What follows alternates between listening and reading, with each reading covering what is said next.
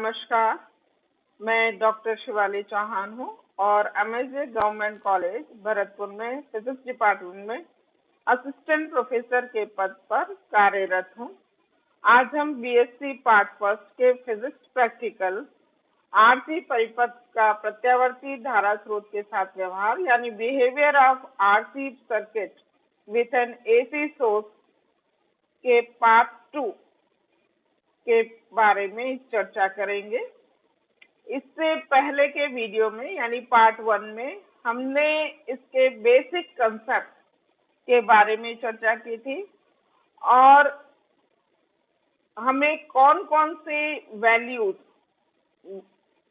Major करनी है और क्यों करनी है इसके बारे में डिटेल बात की थी और किस प्रकार हमें कैलकुलेशन करने हैं रिजल्ट ड्रॉ करने के लिए, ये हम सब इससे पहले के वीडियो में देख चुके हैं।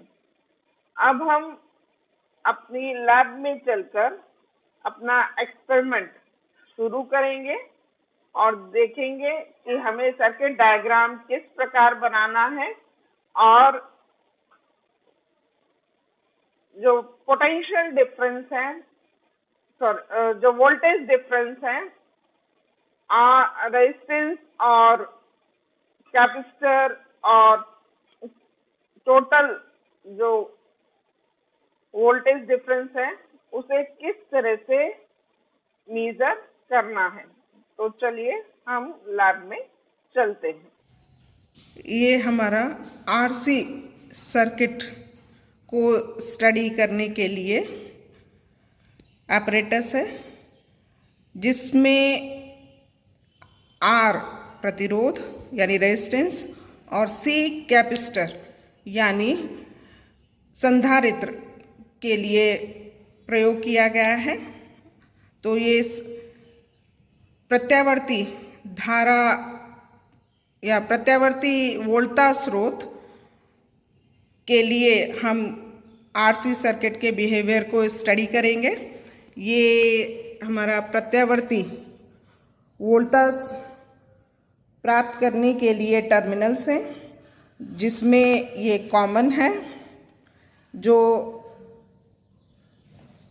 हम एक लीड से जोड़ेंगे और दूसरी लीड के लिए यदि आप इसमें जोड़ते हैं तो 20 वोल्ट आपको मिलेगा, इसमें जोड़ेंगे तो 50 वोल्ट मिलेगा और इसमें जोड़ेंगे तो 100 वोल्ट्स आपको प्राप्त होगा। तो हम इस तरह से वेरी कर सकते हैं लेकिन हम 50 वोल्ट्स यहाँ पर फिक्स्ड रखेंगे, 50 वोल्ट्स अप्लाई करेंगे अपने सर्किट में। ये कैपेसिटर्स हैं अलग अलग वैल्यूज़ के लिए। ये 0.22 माइक्रोफैराड का है, ये 0.47 माइक्रोफैराड, ये 1 माइक्रोफैराड, ये 1 माइक्रोफैराड और ये भी 1 माइक्रोफैराड का है। ये डिफरेंट रेजिस्टेंसेस हैं, ये 1 ओम के रेजिस्टेंसेस हैं और ये 500 ओम्स के रेजिस्टेंसेस हैं और ये 2 किलो के हैं, 2 किलो के। वैसे ही ये 5 किलो के रेजिस्टेंसेस हैं, ये 1 किलो का रेजिस्टेंस है, 5 किलो, 10 किलो, ये 10 किलो का, 5 किलो का, 1 किलो का।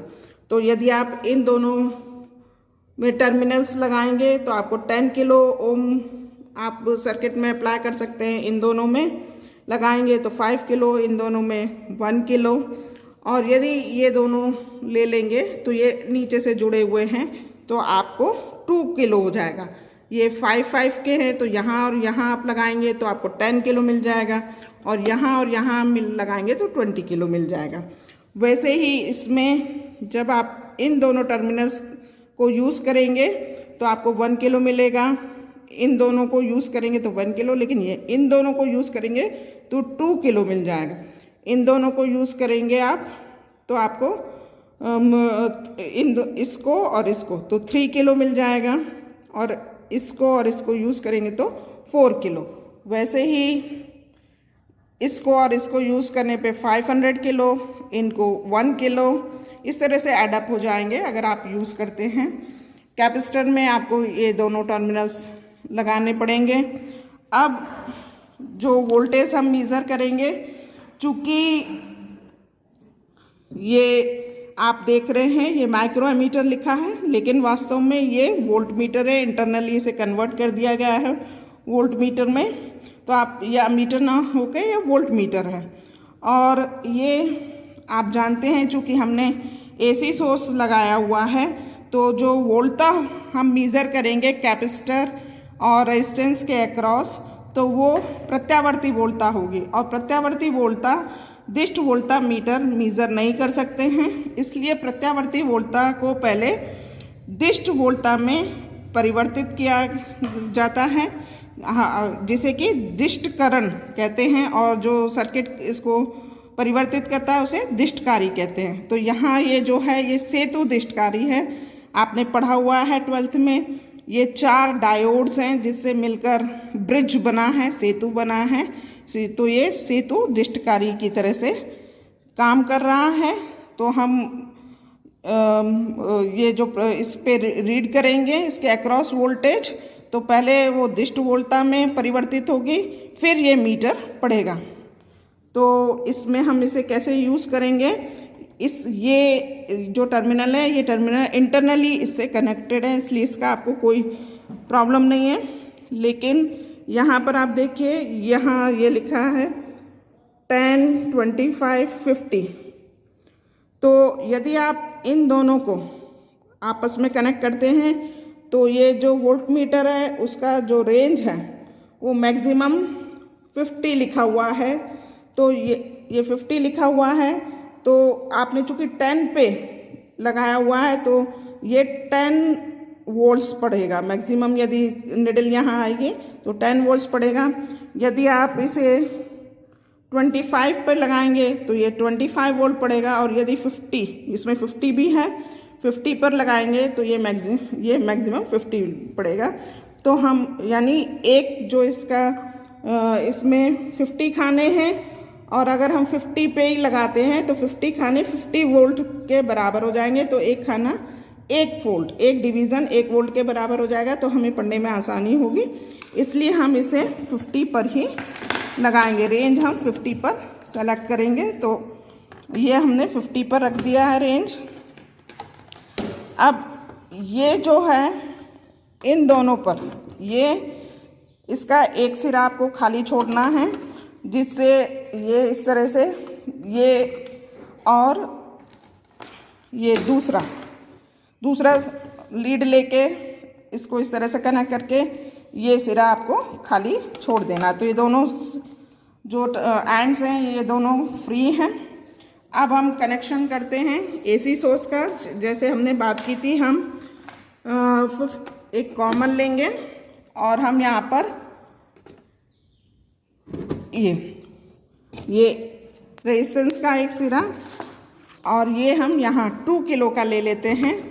ये चूँकि यहाँ लगाते तो 1 किलो और हमने यहाँ लगाया तो ये 2 किलो का हो गया। तो ये इसका ये जो दूसरा सिरा है, या इसको इस तरह से लगा दें, इसको यहाँ तो थोड़ा सा सही रहेगा। तो ये इस तरह से ये हमने कनेक्ट किया है यहाँ, ये रेजिस्टेंस का, और रेजिस्टेंस का दूसरा सिरा फिर कैपेसिटर से। तो मैं ये कैपेसिटर से जोड़ रही हूँ ये, तो और कैपेसिटर का दूसरा सिरा आपका ये 50 वोल्ट्स पर। तो ये 50 वोल्ट हो गया, 50 वोल्ट हमने अप्लाई कर दिया है, और इस तरह से ये कनेक्शंस हमने कर लिए हैं ये, और फिर ये इसमें कनेक्शन हो रहे हैं। ये कनेक्शन हमने कर लिए। अब ये जो 2 सिरे हैं जो हमने छोड़े थे, इससे हम वोल्टेज मेज़र करेंगे रेजिस्टेंस के अक्रॉस। तो एक सिरा रेजिस्टेंस से आप लगाइए ये, और दूसरा सिरा रेजिस्टेंस के दूसरे सिरे से लगेगा। तो आप देखिए कितना, ये 26 वोल्ट। तो 2 किलो जब रेजिस्टेंस आपने लगाया 2 किलो का, तो ये 26 वोल्ट आ रहा है, उसके अक्रॉस वोल्टेज 26 वोल्ट है। अब हम ये दोनों हटा लेते हैं और यहाँ लगाते हैं कैपेसिटर के अक्रॉस दोनों लीड्स को। तो इसमें देखें ये 39 वोल्ट्स, तो ये रीडिंग कैपेसिटर के अक्रॉस जो वोल्टेज है वो 39 वोल्ट्स आई है। अब वापस से हम इसमें से दोनों लीड्स निकाल लें और फिर ये जो मेन आपके सोर्स है उस पे लगा रहे हैं, तो कितनी वोल्ट आ रही है, ये हमने दोनों लगा दिया, ये दोनों लगा दिए हैं, तो ये इस पे आ रही है 47 वोल्ट्स। तो एक्चुअली हमने वहाँ 50 पर लगाया था, लेकिन उससे थोड़ा कम है, 48 वोल्ट्स के, वो 47 वोल्ट्स के लगभग है। तो जो टोटल वोल्टेज है जो अप्लाई हुई है वो 48 वोल्ट्स है, और रेजिस्टेंस और कैपेसिटेंस पे हमने अलग अलग मेज़र कर ली हैं। इसी तरह से हमें रेजिस्टेंस और कैपेसिटेंस बदलते रहने हैं और तीनों को मेज़र करना है। जैसे अब हम यहाँ पर बदलकर इस पे ले आते हैं, तो 1 2 3 ओम हो गया रेजिस्टेंस, और कैपेसिटेंस अभी हमने इसको और चेंज कर लेते हैं, इस पर ले आए, तो आप देख रहे हैं कैपेसिटेंस हमने 1 माइक्रोफेराड, ये भी 1 माइक्रोफेराड का ही कैपेसिटेंस है, तो बदलने से कोई मतलब नहीं है, लेकिन हमने रेजिस्टेंस तो बदला है। तो हम ऐसा करते हैं, रेजिस्टेंस तो 3 ओम कर लिया और कैपेसिटेंस 1 माइक्रोफेराड ही है। तो अब जो यहाँ पर हमने लगा रखा है वोल्टेज, वो देखिए कितनी है, अभी भी 47 वोल्ट्स है, 47 वोल्ट। और अब हम यहाँ से हटाकर रेजिस्टेंस के अक्रॉस लगाते हैं, ये रेजिस्टेंस के अक्रॉस लगा रखा है, रेजिस्टेंस के अक्रॉस 3 किलो में। तो ये देखिए कितना आ रहा है, 33 वोल्ट्स, ये 33 वोल्ट्स आया है। अब हम इसे हटा के यहाँ से हटा लें और कैपेसिटर के अक्रॉस मेज़र करें, तो ये आया है, यहाँ पर भी 33 वोल्ट्स, दोनों में ही 33 वोल्ट्स आया है।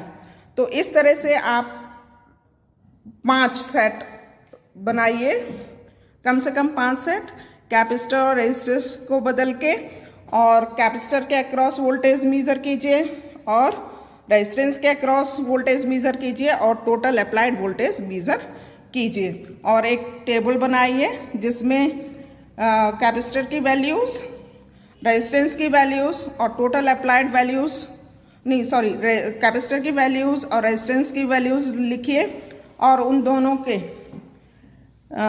सिरों पर एंड्स पे जो पोटेंशियल डिफरेंस है उसे लिखिए और टोटल पोटेंशियल डिफरेंस लिखिए।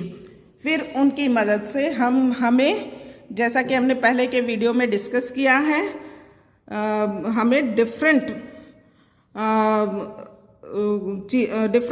स्टडीज़ करनी है, जैसे फेजर डायग्राम ड्रॉ करना है, फेज रिलेशनशिप स्टडी करनी है, जो कि हम पहले वीडियो में डिस्कस कर चुके हैं। धन्यवाद।